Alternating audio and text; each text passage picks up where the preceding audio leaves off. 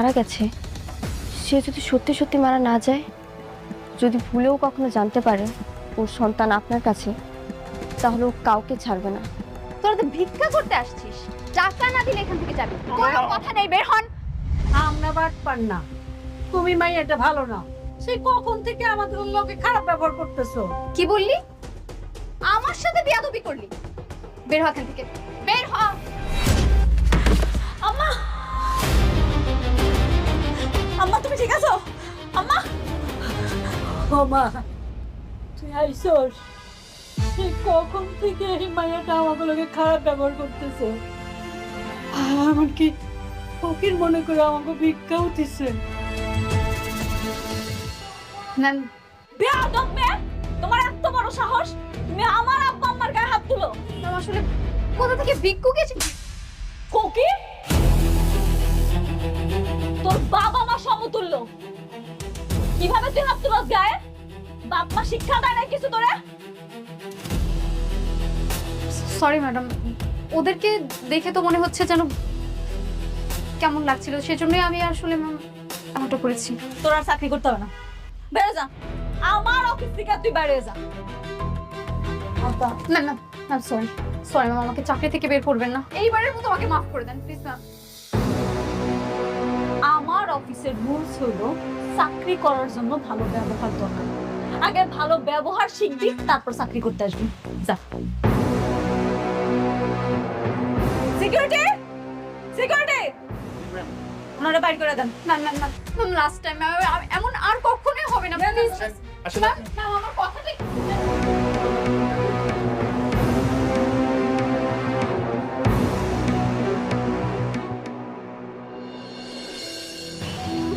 আম্মা, আব্বা, তোমরা আমারে মাফ করে দাও। আমি না সত্যি বুঝতে পারি নাই আমার অফিসে আসার পরে এরকম একটা অবস্থা তোমাকে দেখা লাগবে। না রে মা, আমাকে তো চিনতে পারে নাই, মাপ তো আর কি আছে। তারপরও সব দোষ আমারই। আচ্ছা ঠিক আছে, চলো আমরা কিছু ভাবুনি, আসো।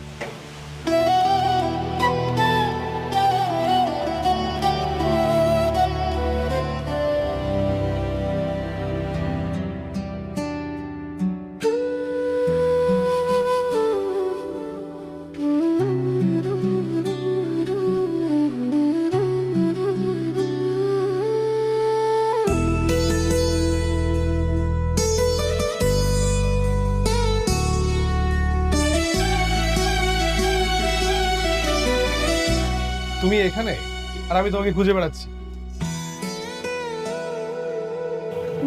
তুমি এখানে কেন? তার আগে বলো তোমার ফোনে কি হয়েছে? তোমাকে কলে পাচ্ছি না, কালকে একটু কথা হলো তাও তুমি ঠিকভাবে কিছুই বলনি। কি হয়েছে তোমার? কিছুই হয়নি, অনেকের জন্য খারাপ লাগছে। মেঘলা ওকে ক্ষমা করছে না দেখে সবকিছু ছেড়ে ও বস্তিতে পড়ে আছে। আবার দেখো আমার কাছেও ফিরে আসছে না। তো এটা নিয়ে রাগ করার কি আছে? তো কান্না করার কি আছে? হ্যাঁ, তুমি তো জেনে শুনে আগুনে ঝাঁপ দিয়েছিলে, তাই না? ও সরি, আমরা তো কেউ আগে থেকে জানতাম না যে অনেক আগে একটা বিয়ে করেছে। আমি এখন কি করব? আমি কিচ্ছু বুঝতে পারছি না, না পারছি ওকে ছাড়তে, না পারছি আগলে রাখতে। এই দুটোর মাঝখানে না আমি একদম পুরো ছাই হয়ে যাচ্ছি। একটা কথা বলবো? বলো। আমি জানি না আসলে তুমি কথাটা বললে কিভাবে নিবে। বৃষ্টি, তুমি অনেককে ছেড়ে দাও, ডিভোর্স দিয়ে দাও। এভাবে বাঁচা যায় না, এই বাস্তবতা অনেক কঠিন, তুমি বুঝতেছো না। এই অনিক, তোমার কি মনে হয় অনিক তোমাকে ভালোবাসে? না, অনিক তোমাকে ইউজ করছে। আর যে মানুষটা তোমাকে ভালোই বাসে না, তার দুয়ারে ভালোবাসার ভিখারি না হয়ে বরং যে তোমাকে ভালোবাসে তার হাতটা ধরে কাছে টেনে নাও, অনেক ভালো থাকবে, অনেক সুখে থাকবে। আমি জানি সাব্বির তুমি কি বলতে চাও। তুমি যে আমাকে মন থেকে পাগলের মতো ভালোবাসো এটা আমি জানি, কিন্তু সাব্বির আমি যদি তোমাকে ভালোই বাসতে পারতাম তাহলে অনেক আগেই তোমাকে বিয়ে করতাম। আমি শুধুমাত্র অনিককে ভালোবাসি, আর আমার মৃত্যুর আগ পর্যন্ত আমি শুধুমাত্র ওকেই ভালোবেসে যাব। ঠিক আছে, আমি না হয় তোমার জীবনের ওই রেল লাইনের দুটি সমান্তরাল রেখার মতো হয়ে থাকি যারা এই শহর থেকে চলে যায়, কিন্তু কখনো এক হতে পারে না, কখনো কেউ কাউকে স্পর্শ করতে পারে না। তোমার কথা আমার সবসময় মনে থাকবে। এটাই আমার বরং পাওয়া। আচ্ছা, আমি গেলাম, আমার যেতে হবে, এখন না গেলে সমস্যা হবে। শোনো, অনেকের সঙ্গে যদি তোমার দেখা হয় আমার কথা বলো। ঠিক আছে।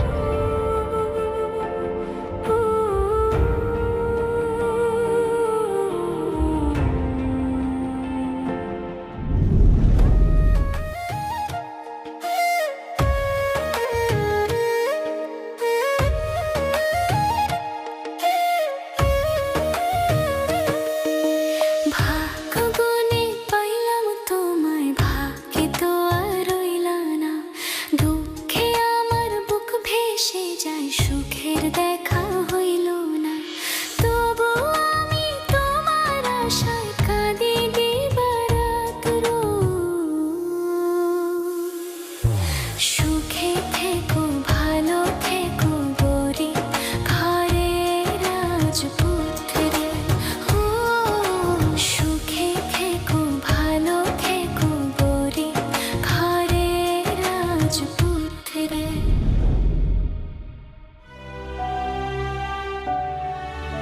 শালিমা বিলগার্সের সকল সদস্যরা হয়েছে আমার পরিবারের মতো। আর যেহেতু আজকে একটা পারিবারিক অনুষ্ঠান, আমার আব্বা আম্মার বিবাহ বার্ষিকী, তাই আপনাকে সবাইরে আমি ডাকাইছি। আপনারা আসছেন, আমি অনেক খুশি হয়েছি। আপনাদের কাছে সত্যি কথা লুকামো না, জন্মের পর থেকে কখনো দেখি নাই আব্বা আম্মা বিবাহ বার্ষিকী পালন করছে। আমরা গরিব ছিলাম, গরিব মানুষের আর বিবাহ বার্ষিকী কি। সেই জন্য আল্লাহ যেহেতু আমার এখন তৌফিক দান করছে, তাই এখন থেকে চেষ্টা করবো প্রতি বছর আমার আব্বা আম্মার এই বিবাহ বার্ষিকীটা পালন করার। আপনারা সবাই আমার আব্বা আম্মার জন্য দোয়া করবেন। চলেন এবার সবাই মিলে আমরা কেকটা কাটি। চলেন আমরা সবাই করতালা দিয়ে ম্যাডামের বাবা মাকে অভিনন্দন জানাই। Please madam. আব্বা, আম্মা, হ্যাপি অ্যানিভার্সারি, হ্যাপি অ্যানিভার্সারি। হ্যাঁ দাঁড়া। আরে অনিক সাহেব, আরে আসেন আসেন, আমাদের সাথে জয়েন করেন। আজকে আমার ম্যাডামের বাবা মার বিবাহ বার্ষিকী। Happy anniversary. Thank you manager uncle, madam. আপনারা তো আমি কইছিলাম এটা একটা পারিবারিক অনুষ্ঠান। শালিমা বিলগার্সের প্রত্যেকটা সদস্য আমার পরিবার। আমার আব্বা আম্মার এত বড় একটা দিনে আপনি বাইরের মানুষে কেমনে আমন্ত্রণ করলেন, একটা বড় জিজ্ঞেসও করলেন না? ম্যাডাম, আজকের দিনটা আমরা রাগারাগি না করি, আর আজকের আনন্দের দিনে আমরা ওই বিষয়টা নিয়ে আলোচনা না করি, সেটাই বোধহয় ভালো হয়। আমি তোমার পরিবার না, তাই না? অথচ একটা সময় ছিল যখন আমিই ছিলাম তোমার সবচেয়ে আপন মানুষ। তুমি সবার সামনে আমাকে অপমান করলে বাইরের মানুষ বলে, আর আমি তোমার জন্য যত্ন করে নিজে হাতে রান্না করে নিয়ে এসেছি। তোমার পছন্দের খাবার ডিম ভুনা, তোমাকে আমার পরিবার মনে করে। আর তুমি সবার সামনে বললে আমি তোমার পরিবার না। আমি জানি আমি ভুল করেছি, সেটার মাসুল তো আমি দিচ্ছি। তোমার পিছে পিছে আসতেছি। আমি এতটাই খারাপ হয়ে গেছি, আমাকে ক্ষমা করা যাচ্ছে না। মেঘলা, আমি কখনোই তোমার কাছে এটা আশা করিনি। বাবা, তুমি কিছু মনে করো না, মারে রাগারাগি করিস না। হ্যাঁ, আরে ও তো আমাকে আপনই ছিল, তারপরে ভুল করছে, ভুলের জন্য তো ক্ষমাও চাইছে। থাক, আজকের দিনটা অন্তত থাক। বাবা আসো, কেক খাও, আসো আসো। আব্বা, কারে কেক খাওয়াইতেছ তুমি? ওরে আব্বা, তুমি কি সব ভুলে গেছো? তুমি ভুলে যাইতে পারো, আমি কিচ্ছু ভুলিনি। আমি ওরে ক্ষমা করব না। আজকে এত বড় একটা অনুষ্ঠান, আমি কত আশা কইরা সব আয়োজন করছি, চাইছিলাম তোমরা নিয়ে ধুমধাম করে অনুষ্ঠানটা পালন করুন। তোমাকে আমার ভালো লাগে না, না? ওরে কেক খাওয়াই তো মন চায়। ওরে কেক খাওয়াইব তো? খাও, তোমরা ওরই কেক খাও, আমি চলে যেতেছি। খাও। তোমার এখান থেকে যেতে হবে। এটা তো তোমার পরিবার, আমি তো বাইরের মানুষ। এখানে এসে আমি বিরক্ত করলাম। তোমার জন্য খুব যত্ন সহকারে তোমার পছন্দের খাবারটা রান্না করে নিয়ে এসেছিলাম। যদি ইচ্ছে হয় খেয়ে নিও।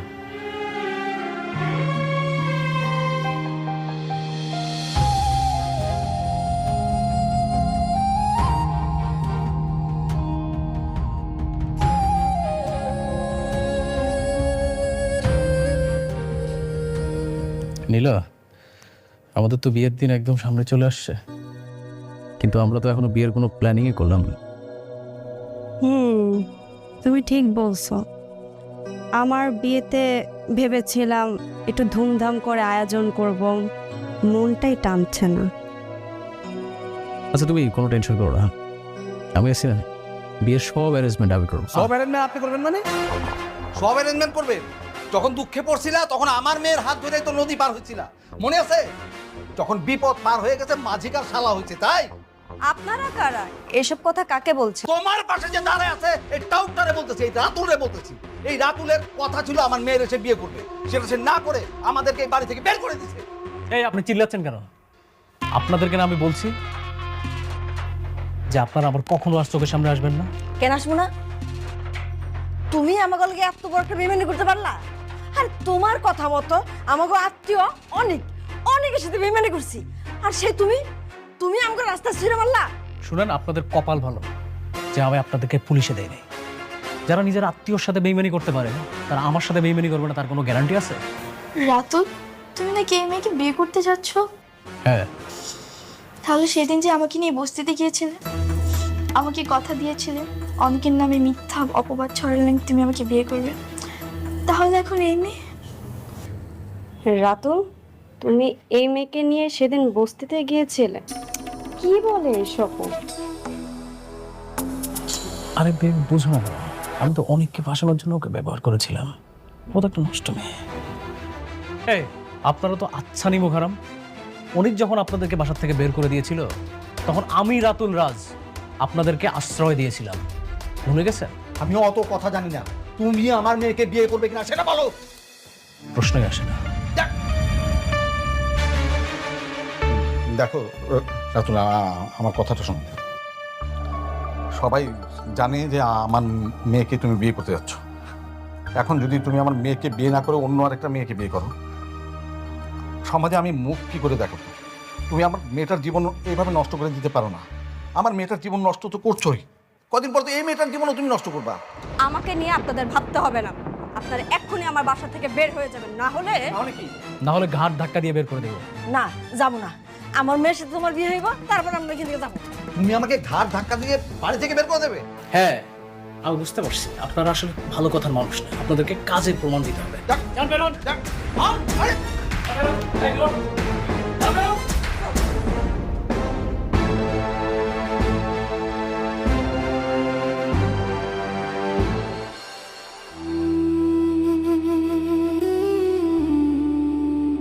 তুমি ওরে এই জায়গা থেকে যাইতে কও, নাহলে তুমি আমার মরা মুখটা পাবা।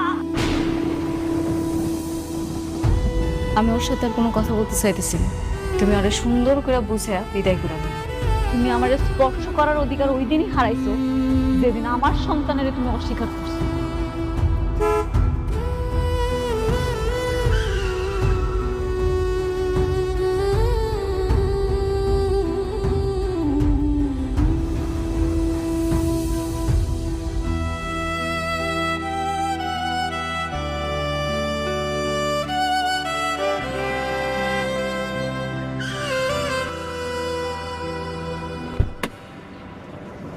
অনেক কি হয়েছে তোমার? তুমি এরকম পাগল মতো হাঁটছো কেন? আর একটু হলে তো গাড়ি নিচে পড়তে তুমি। আমার না আসলে মারা যাওয়া উচিত। জীবনটা কেমন জানি জীবন তো লাশ হয়ে গেছে, এর চেয়ে তো রাস্তার মাঝপথে শেষ হয়ে যাওয়াই ভালো। বেঁচে থাকার এই আজাব থেকে অন্তত তো মুক্তি পেতাম। অনেক, তুমি এসব কি বলছো? হ্যাঁ, তুমি একটা ছেলে মানুষ, তুমি এভাবে ভেঙে পড়লে হবে? হ্যাঁ হ্যাঁ, তুমি একটা ভুল করছো। তুমি মেঘলার কাছে কি মাপ চেয়ে নাও, তাহলে তো সে তোমাকে মাফ করে দেয়। মাফ করে দিলেই কি আর আমাদের সন্তান ফিরে আসবে? ফিরে আসবে না। মেঘলার চোখে ঘৃণা মুছে যাবে। মেঘলা এখন আর আমাকে মানুষ মনে করে না, ও এখন যেটা মনে করে জন্তু। জানো, ও যখন আমাকে দেখে তখন আমাদের সন্তানের কথা ওর মনে পড়ে। অনেক, আমি তোমার ব্যাপারটা বুঝতে পারছি, কিন্তু তোমার কি এখনো বিশ্বাস হয় না যে মেঘলা তোমাকে ভালোবাসে? অনেক, আমি বলছি মেঘলা সত্যি তোমাকে অনেক ভালোবাসে, সত্যি। ভালোবাসা কি আর আছে?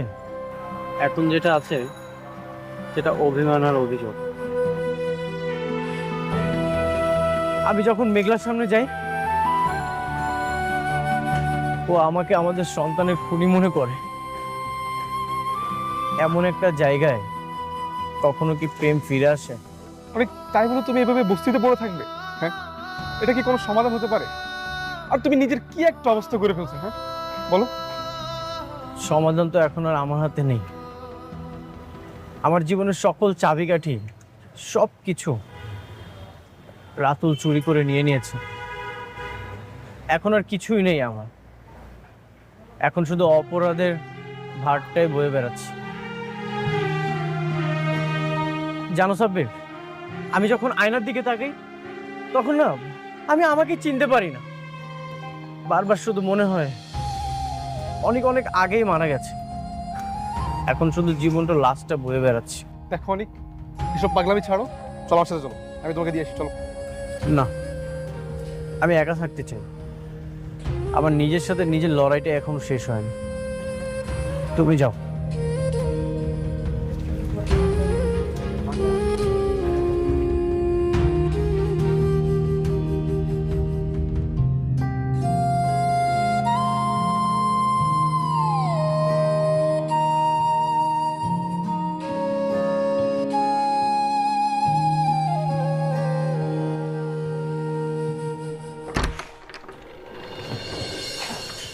ম্যাডাম, উনি আসছেন। আপনি যান। ঠিক আছে। সাব্বির দেখি, তা কি মতলবে আমার এখানে? কেমনে সাহায্য করতে পারি শুনি? আমি এখানে কোনো সাহায্য নিতে আসিনি, আমি অনেকের বিষয়ে কিছু কথা বলতে আসছি। আমি তোমার আগেই বলছি, আমি অনেকের ব্যাপারে কোনো কথা শুনতে চাই না। কেন শুনতে চান না? আপনার শুনতে হবে। সাব্বির, তুমি মনে হয় জানো না কিছু, নাকি নতুন করে আবার সবকিছু শুনতে চাও? তোমার সামনেই সব ঘটনা ঘটছে। তুমি কি জানো না, দিনের পর দিন অনেক আমার অপমান করছে, আমার সন্তানটারে স্বীকৃতি দেয় নাই। আমার সন্তানটা মৃত্যুর পিছনে শুধুমাত্র ওই দেয়। আমার জীবনটা ছারখার করে ফেলাইছে, তারপর আবার জিজ্ঞেস করতেছো কেন ওর কথা শুনতে চাই না আমি? হ্যাঁ আমি জানি, আমি সব কিছুই জানি, কিন্তু আপনি একটা বার চিন্তা করেন তো, একটু অনেকের জায়গায় এসে চিন্তা করেন না। একটা ছেলে যখন ডাক্তারের কাছে গিয়ে ডিএনএ টেস্ট করে দেখবে তার স্ত্রীর যে সন্তান সেটা তার না, তখন তার মানসিক অবস্থাটা কেমন হতে পারে একটু চিন্তা করে দেখেন না। পৃথিবীর কোন ছেলেটা তার ওয়াইফকে অস্বীকার করবে না? এই যে আমি হলে কি করতাম? আমি অস্বীকার করতাম না? না, অস্বীকার করতাম না। কেন করতাম না জানো? কারণ তুমি বিশ্বাস করতা। অনেকের বিশ্বাস করানোর দরকার আছিল যে আমি অনেকের পাগলের মতো ভালোবাসি। আমি এত খারাপ মাইয়া না যে অনেকের ছাড়া অন্য কোথাও যাবো। অবিশ্বাস। আর অনেকে আপনাকে অনেক বিশ্বাস করতো, কিন্তু ঝামেলাটা তো করছে ওই রাতুল। রাতুল যদি টাকা দিয়ে রিপোর্ট চেঞ্জ না করতো তাহলে আপনাদের দুজনের এই পরিণতি হতো না। আরে রাতুল রিপোর্ট চেঞ্জ করে ফেলাইছে, এই জন্য সবকিছু হয়েছে। কেন অনেক পারতো না? দুনিয়াতে কি সব ডাক্তার মরে গেছে? অনেক পারতো না অন্য জায়গায় টেস্ট করাইতে? করায় নাই। অনেক আমারে অবিশ্বাস করছে। আপনি সে বারবার একই বিষয় নিয়ে তর্ক করছেন। শুনুন, আমি আপনাকে একটা কথা বলি, আপনাদের সন্তানের মৃত্যুর জন্য আপনি আর অনেক দুজনই দায়ী। মানে আপনি সাবধান হননি। আপনার গর্ভের সন্তান ছিল, আপনার উচিত ছিল তখন আপনার এই বাড়িতে চলে আসা, কিন্তু আপনি আসেননি। আপনি অবহেলা করছেন। আপনার এই অবহেলার কারণে আপনার সন্তান রাস্তায় অ্যাম্বুলেন্স হয়ে মারা গেছে। আসলে অনেকে আপনাকে অনেক ভালোবাসে বলে সেই বস্তিতে গিয়ে পড়ে আছে। আরে বৃষ্টি, বৃষ্টি তাকে বারবার নেওয়ার জন্য চেষ্টা করছে, কিন্তু সে যাচ্ছে না। কেন যাচ্ছে না? আপনার জন্য। আর সেই আপনি তাকে বারবার দূরে ঠেলে দিচ্ছেন। কেন? আমি কি নিষেধ করছি? না, আমি এখন পথের কাটা হইয়া দাঁড়াইছি। অনেক কেন জানা বৃষ্টির কাছে যা, আমি তো বাধা দিতেছি না। আর অনেক যদি যেত তাহলে সে অনেক আগে চলে যেত, কারণ সে আপনাকে ভালোবাসে।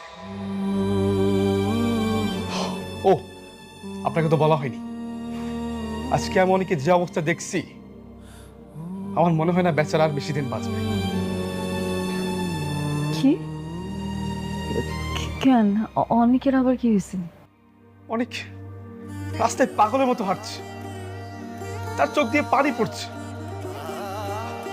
আমার এত যে মায়া লাগলো, আমার তো বন্ধু, তাই না? বেচারা আপনার জন্য তার নিজের জীবনটাই হারাতে বসছে। মারে, অনেকটা তুই মাফ করে দে।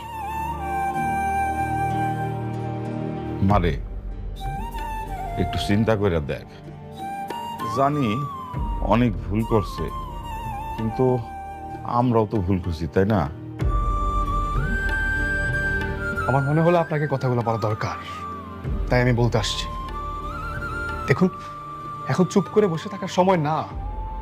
এসব রাগ অভিমান সবকিছু ভুলে কাছে যাওয়ার সময়। দেখুন, বাকিটা আপনার ইচ্ছে।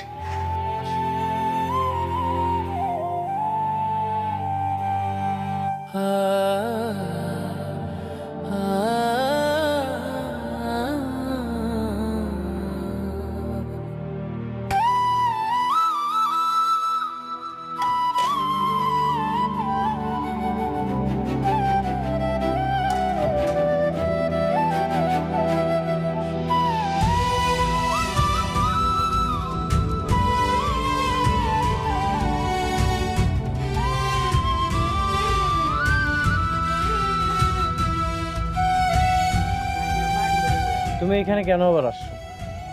তোমাকে না বলছি এই বস্তিতে আর কখনো আসবে না? কেন আসবো না?